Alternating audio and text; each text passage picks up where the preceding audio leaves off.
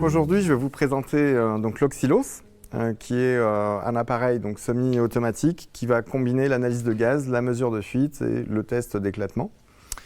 L'avantage de cet appareil, c'est qu'il y a un minimum d'intervention de l'opérateur et qu'on est dans des conditions assez sécurisées pour cette analyse, qui est une analyse statistique. Sur l'interface, vous avez la possibilité de sélectionner donc les protocoles de test ou les applications, les opérateurs ou les équipes selon ce que vous voulez tracer, les lignes de production parce que toutes les lignes n'ont pas les mêmes performances en injection de gaz, en herméticité par exemple, et éventuellement des numéros de lot, donc en texte libre. Voilà, et donc je propose de lancer le test. Donc on a donc des plateaux qui viennent contraindre l'emballage pour le laisser dans une certaine forme, volume, et gagner du temps de cycle. Mesurer dans un premier temps le gaz, donc oxygène ou CO2 selon les applications. Donc là on est sur un sachet de snacking qui n'a pas de gaz, mais vous pouvez avoir des applications type chips où vous avez de l'azote pur qui est injecté pour éviter que l'huile devienne rance par exemple. Enfin la mesure de fuite, on va donc regonfler l'emballage en pression. Donc on cherche à avoir une pression stable à l'intérieur de l'emballage. Donc si l'emballage fuit, on va venir compléter en air pour maintenir cette pression stable.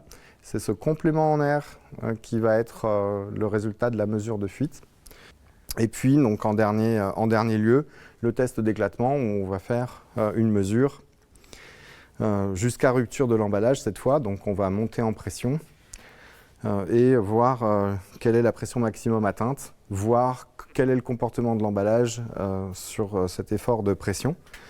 Donc voilà, et donc on va l'avoir observé donc à la fois sur les courbes de comportement, donc une montée en pression, donc gonflage, rupture, comme on le ferait sur un test d'éprouvette mécanique par exemple. On a également les courbes de comportement pour la fuite, donc montée en pression, pression stable, débit de fuite. Donc vous avez le résultat de la mesure en termes de débit air fuite. L'ensemble des résultats affichés selon les seuils d'acceptation que vous aurez mis, donc en vert, jaune, rouge. Donc là, ici, on n'a aucun seuil de défini pour l'analyse de gaz. De toute façon, il n'y a pas de gaz dans cet exemple-là. Voilà.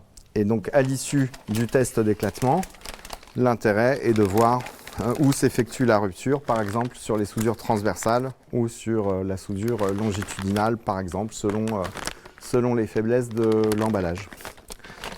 Une fois la campagne d'essai terminée, on a bien entendu la possibilité de récupérer les données de mesure. Donc vous avez tout l'historique des mesures, la possibilité d'avoir des synthèses statistiques. Donc l'intérêt évidemment d'avoir un appareil de ce type, c'est de savoir où est la cause du problème. Si on était dans une situation où on avait un problème d'injection de gaz, eh bien on l'aurait su par les concentrations mesurées. Si au contraire on s'aperçoit que dans le temps on a perdu du gaz, est-ce que le problème est issu de la perméabilité du film ou bien d'un défaut de scellage? Donc là encore, c'est ce type de questionnement qui fait qu'en observant les résultats, vous avez des prémices de réponse et donc d'actions correctives que vous pouvez mener. L'intérêt, évidemment, est de s'améliorer et d'avoir une maîtrise complète du processus de packaging et de scellage. Donc de voir dans quelle mesure vous êtes capable de répéter une certaine qualité, puis d'améliorer cette qualité. Bien sûr, l'intention derrière, c'est quoi? C'est de pouvoir augmenter la durée de conservation des produits, c'est de sécuriser le consommateur, de le satisfaire aussi au niveau des saveurs, mais aussi de le sécuriser pour éviter des échanges de gaz indésirables qui iraient augmenter la population de pathogènes, par exemple. Donc du coup, les appareils sont là aussi pour vous aider à analyser et mieux protéger. C'est la mission d'un éolien.